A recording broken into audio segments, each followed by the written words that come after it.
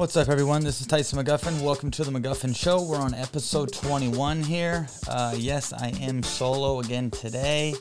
Mr. McKenzie and Miss Jansen is not around, unfortunately. Leia just took off this morning to Orlando. Leia took off this morning, and Kyle was in Seattle over the weekend, so couldn't do a pod episode. So here I am, lonely soldier. My wife continues to tell me that I'm simply just not cool enough to do these episodes by myself, but I continue to push back, if you know what I mean. Anyhow, she simply tells me that I can hold the show much better when there's somebody next to me, and I'm more enthusiastic when there's somebody next to me. So I'm going to try to be as enthusiastic as I can today just for my wife. This episode is powered by Bemer Therapy. If you guys have not checked out Bemer Therapy, please go to my website at TysonMcGuffin.com, go to my sponsor page, and click the Bemer link. See what Bemer's all about.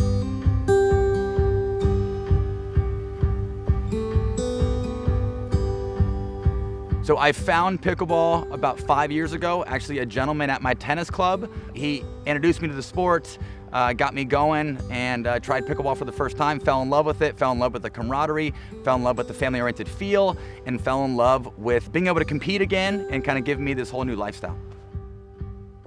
I spent a huge amount of effort taking care of my body, both on the court and off the court. But as far as physical training, I make sure to push my body to the limit a couple days a week.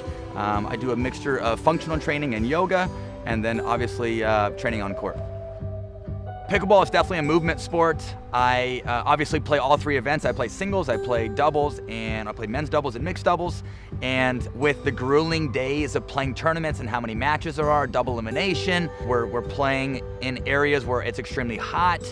I need to make sure that my body is up to par and I'm playing at my highest level. I was in a position where I was trying to work out and play all in the same day, and I was kind of getting to a point where I was having a hard time doubling the workload. I was waking up the next day feeling a huge amount of lactic acid and inflammation buildup. And so with that being said, I really wasn't able to push my body because I was so sore. So I was looking for just that added little 10 to 20% of feeling a little fresher, having some better recovery, just like any athlete out there that's looking for that little added edge. I was that guy, and I got introduced to Bemer, and I kid you not, it changed my life. Sleep mode for me has been huge. I honestly feel like my best time to recover is at night. And personally, I feel like when I'm very consistent using sleep mode, I'm waking up in the morning feeling refreshed, I have my mental clarity, and it gives me a little boost for the day. As much as I love striving as an athlete, being on the court, I also love teaching. I've been teaching tennis at the age of 15. Now I own my own pickleball camp company. As much as I love winning, I also love seeing people's games go full circle in a course of 2 or 3 days during one of my camps. It's awesome that I can share about health and wellness benefits. It's awesome that I can share about recovery and Bemer. Pickleball is really embracing, it's really family oriented. Why I grew to love pickleball is because I really felt like I was a part of this really fun, embracing community that all helped each other out. And at the end of the day, we all love the sport of pickleball. Bemer, better circulation, better health, better pickleball. If you're looking for some recovery, it doesn't matter what age you are, you know, if you're in your teens and you're looking to be a better athlete, or if you're just a recreational player in your 20s and 30s, or if you're a little bit older and maybe you're waking up pretty sore, or maybe you have lingering injuries that simply just won't go away, Bemer Therapy can take care of all that stuff. Not only does it help with inflammation and recovery, but helps mental clarity, helps sleep, and Bemer can do a lot of things. So check out Bemer Therapy today. In this episode, we're going to be talking about OrlandoPPA, APP Chicago, US Open tennis. Been some awesome tennis. College football started this last weekend. It was quite the Saturday. There was lots going on. College football, US Open tennis.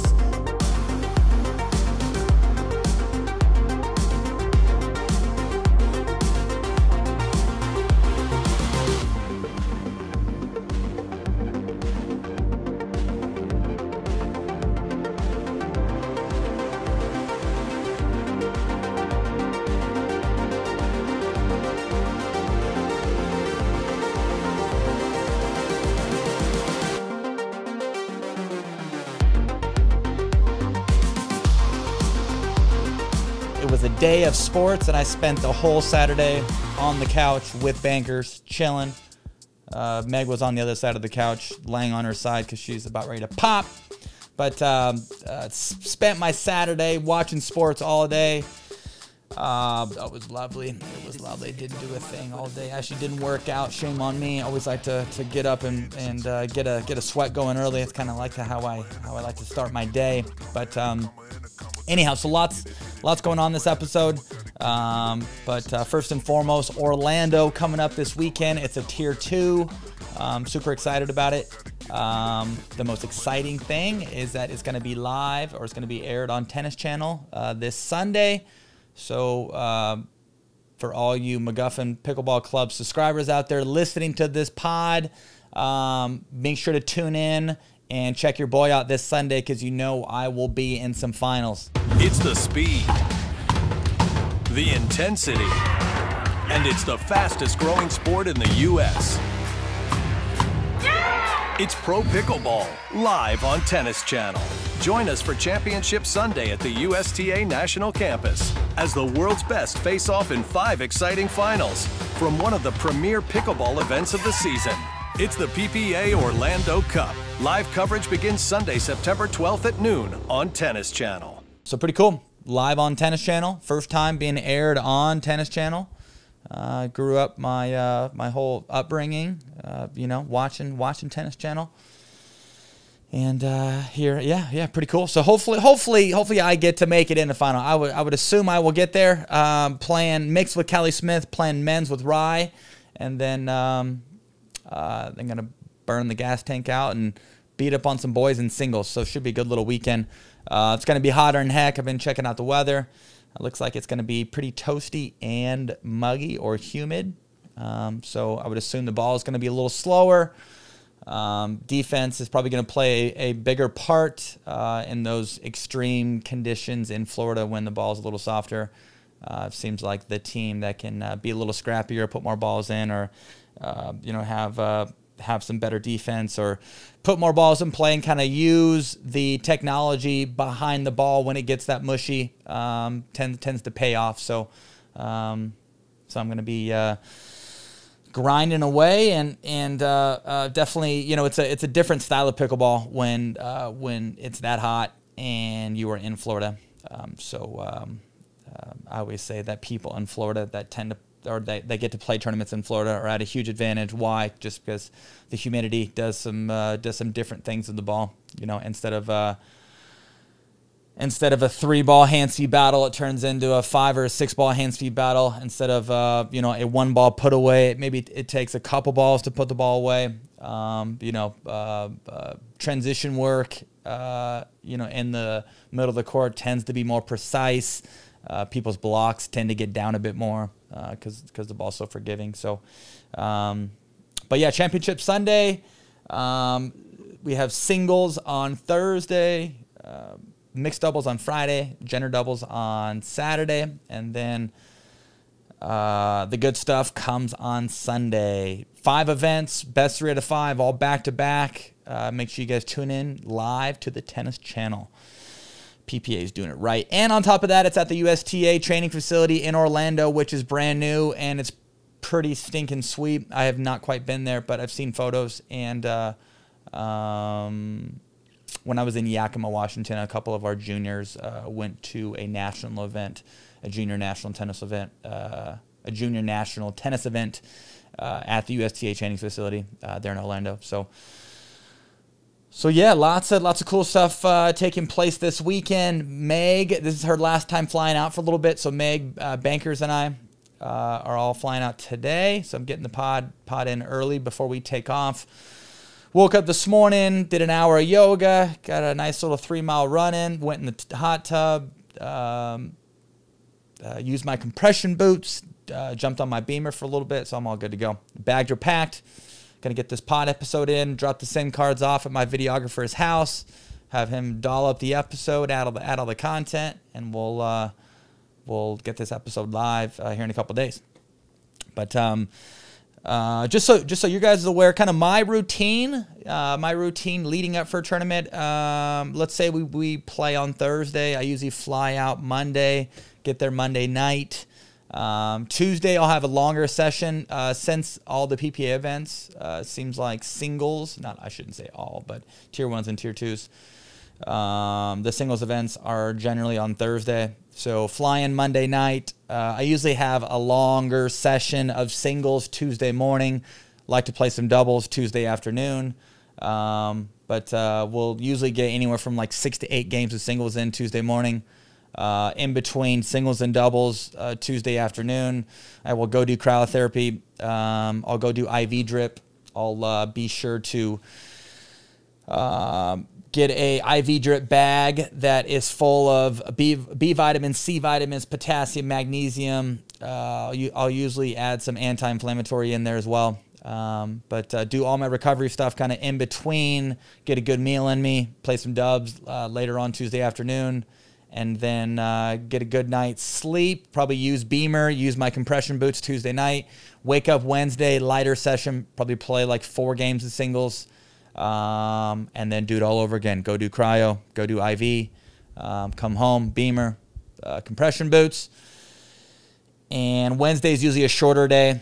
Come back to the crib Wednesday, hang out with the fam, kind of visualize myself winning matches on Thursday, or I guess use that Wednesday. I mean, I've been prepping for the last couple of weeks, obviously, but really start to visualize myself doing successful, good things, patterns I like to use, Tuesday, Wednesday.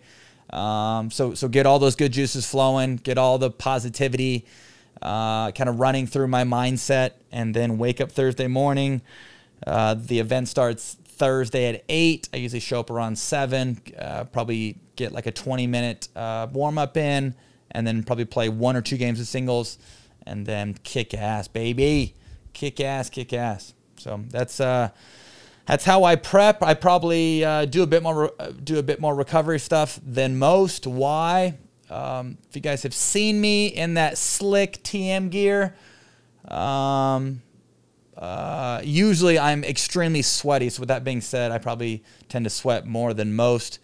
So sorry that I have to showcase that TM gear when it's just soaking wet, but that's just how I sweat. So if I don't do the IVs, and I tend to get a little crampy, and we all kind of know where that goes. Once cramps start, they do not go away. That is it's not a fun situation. I have been Frankenstein a couple times throughout my career over the last couple of years. Mr. Johns has seen it one too many times, and with me getting older and with going through that, or with having those experiences, it's just not fun. And with me getting older, I don't recover as well. So I make sure that I never quite get there, if you know what I mean. But playing with Riley. Playing with Rye, I would assume we're going to have a 2-seed. I'll have a 2-seed in singles, and then playing mixed doubles with Callie. We'll probably be like a 4 or 5 seed. Hoping to have better results in mixed. Have not had great results over those 3 tournaments. And we played PPA Newport, PPA Denver, and then TOC. So finished like 5th and 6th in all those events in mixed. So definitely not what I had tended to, but looking to have a better showing in mixed in Orlando. Let's see here. Okay, so APP Chicago. I've got one thing to say and one thing only. Gucci Zane is the real deal, and I'm just gonna come out and say this. The pod episode is probably like episode 17. I was talking about how I'm not really afraid of Zane in doubles, and how when you speed up at Zane, he tends to kind of give himself too much room. He tends to overswing.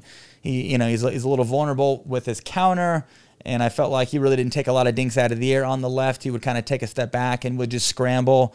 Granted, he was playing with Zane. He was playing with Jay. Jay was taking a lot of court, so I don't know if Zane was uncomfortable in that role when we played him in Newport. Anyhow, I was not downgrading his game at all. I just simply said when it comes to me going head to head with Zane, I don't really feel worried, and I feel like with his big cuts and with how much scrambling he does, he could be a lot more efficient, and there could be a lot less going on. Well, if you guys took a look at this last weekend, the guy played great. He took a lot of court and mixed, served exceptionally well. If you guys do not believe the chainsaw serve, you should believe it. It is real.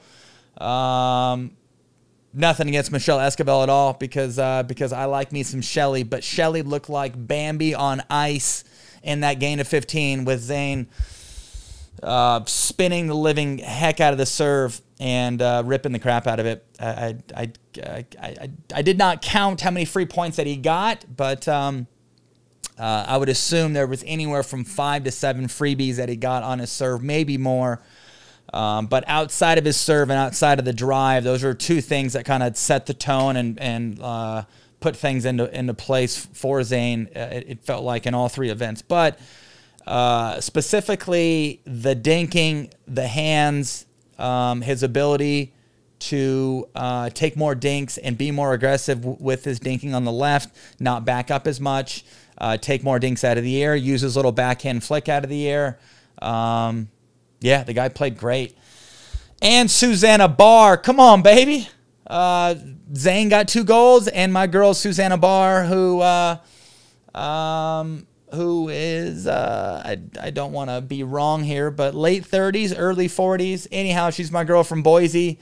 Her son, Porter, also is a player, 4-5 player. If you guys watch that video of him hitting his serve at TOC, it's kind of funny, same sort of thing. There's a video out there right now on YouTube, and it's the 4-5 19+ final, and Porter is hitting the living life out of the serve. Anyhow, he gets like 10 aces in a game to 15. We kind of talked about this in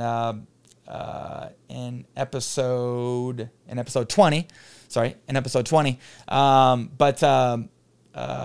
Anyhow, Susanna Barr got 2 golds. Zane got 2 golds. Yeah, I thought Zane played super well. Not only did he play well in mixed, but he played well in men's. Althoff obviously did his thing on the right. Altoff's game is never going to change.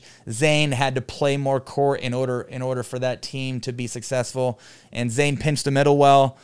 I thought Zane was able to attack Adam pretty well. I don't think Adam played great. I think there was a little chaos, and there was looked like there wasn't tension, but there was obviously some there wasn't much communication, and they looked a little unorganized when they were dinking to Adam's inside foot when Adam was on the right, and Adam and Jay were both kind of fighting over that middle ball. Anyhow, it kind of seemed like all day they were kind of fighting over that middle ball. It's tough too, when Jay's taking a lot of court. And I don't know if that's their first pairing, but that's definitely one of the first few times they've played together. So always tough when it's a new partner and they're taking a lot of court and they're covering middle, and you're trying to figure out who should take balls in the middle, things of that nature. We've all been there. The old divorce alley. Do know that a little bit of communication goes a long ways, or just getting things established early on.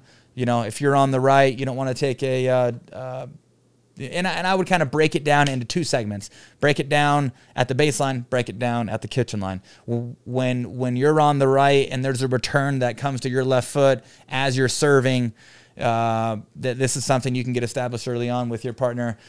Do you want to take that drop off your inside foot? Do you want to gladly slide over to let your partner take that drop off your inside foot? Or would you rather take that ball off your inside foot because you can drop cross court and your partner poaches better and they can get in there and cause some chaos, wreak some havoc with their hands, or maybe you have a good drive with your backhand off your inside foot, and that allows you guys to get up.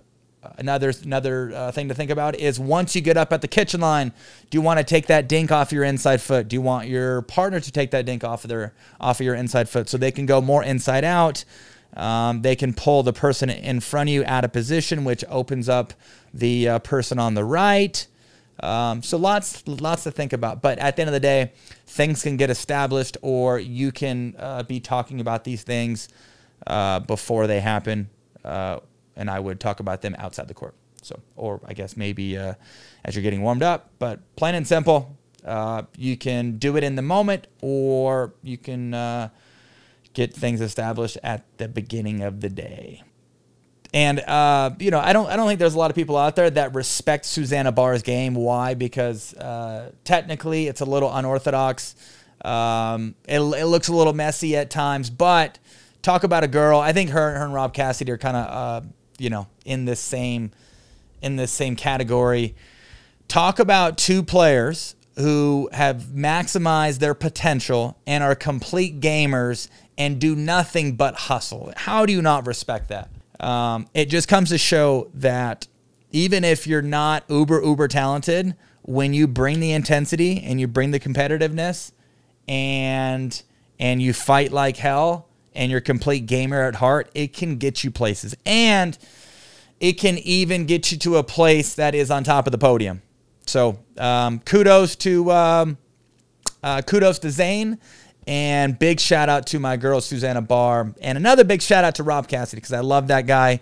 And I think if there's two players in this game that you fully respect their game based off of their intensity and their competitiveness and how big of gamers they are, it is Rob Cassidy and Susanna Barr. If you guys have not subscribed to the McGuffin Pickleball Club, make sure you do that today. Tell your grandma, tell your kids, tell your uncle, tell your aunt. Get it done today. Do yourself a favor. Like, subscribe, and turn those notifications on to the McGuffin Pickleball Club. Best content, best podcast in pickleball. We all know it. Get it done. Okay, if you guys have been watching the U.S. Open, it's been pretty sweet. Talk about great tennis.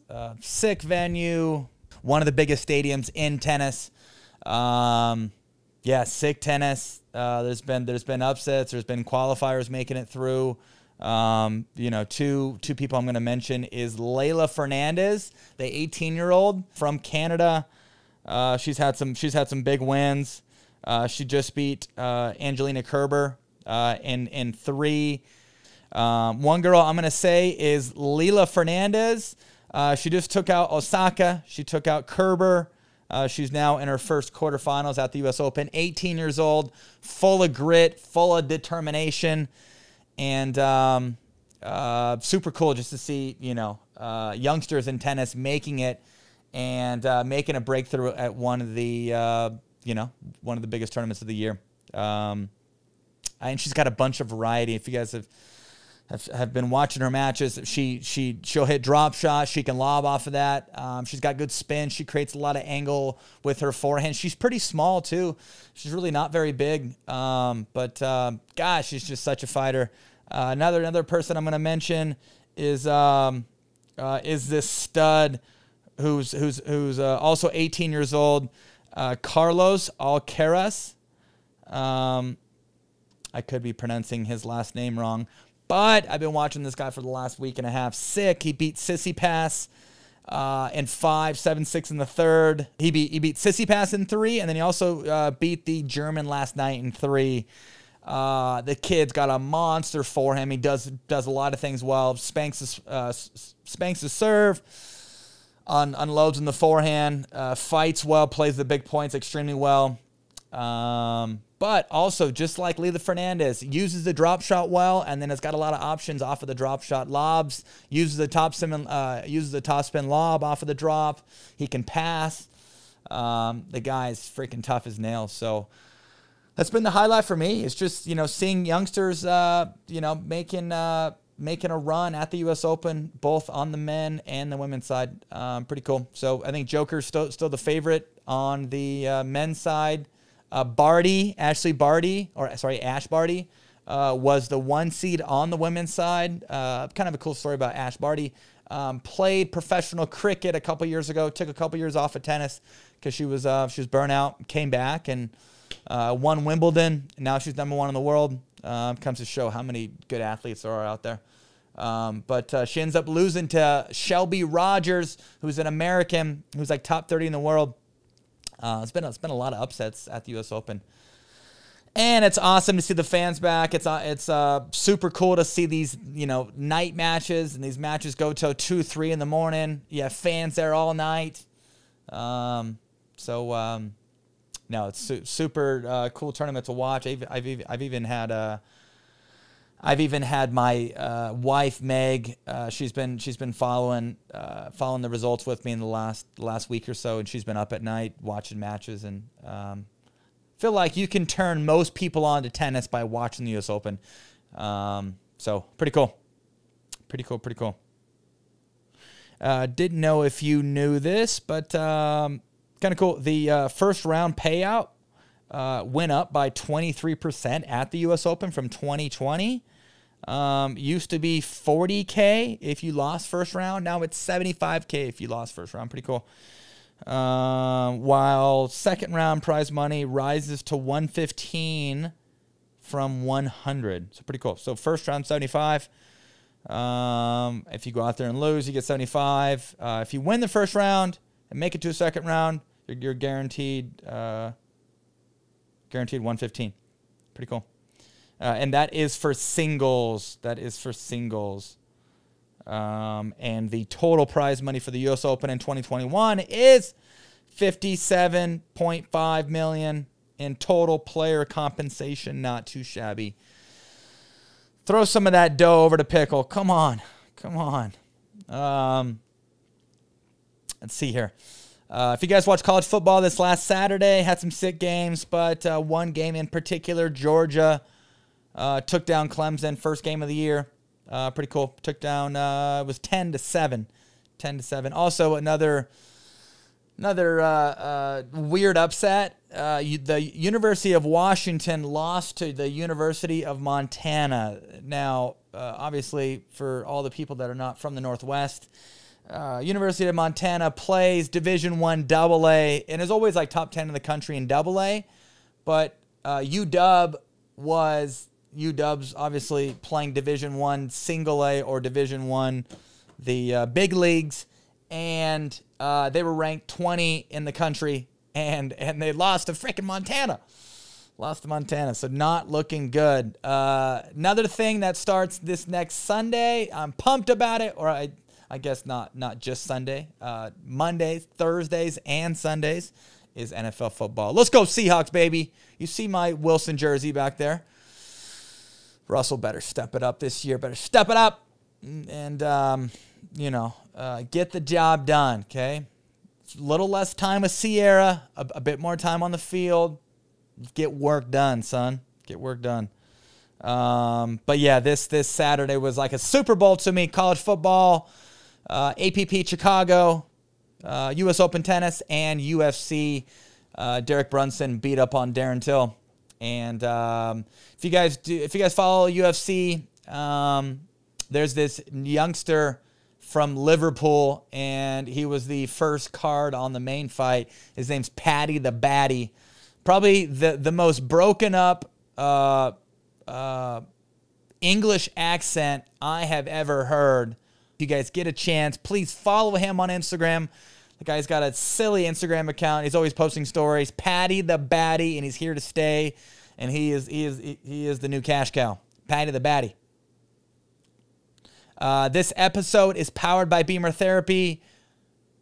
Make sure to go to my website at TysonMcGuffin.com and go to my sponsor page and click on the Bemer link to see all the information and all the buzz about Bemer Therapy. 2022 camp schedule is finalized. You guys can go to my Instagram page, either my athlete page or my camp page, and take a look at the 2022 camp schedule. Also, there's a couple camps remaining this year, PPA camps, chicken and pickle camps, and then we are going down to Los Barriles, Mexico for a fun 3-day extravaganza. Check out my website for any camp information. Also, too, clothing just got back in stock. Make sure to go to my website and scoop up some TM gear, hats, tank tops, premium gear, baseline stuff, the half and half shirts. It's all back in stocks. I just ordered a bunch of new hats, and a bunch of new shirts for all my lifestyle gear. So probably in about a month or so, I'm going to have new hats, new lifestyle TM gear that will be blasted on my website. You guys can purchase that stuff whenever that gets available here in the next month. So I think I'm going to sign off. My name is Tyson McGuffin. This is The McGuffin Show. I will see you guys in episode 22. Take care. Have a good day. And make sure to tune in to the tennis channel this Sunday.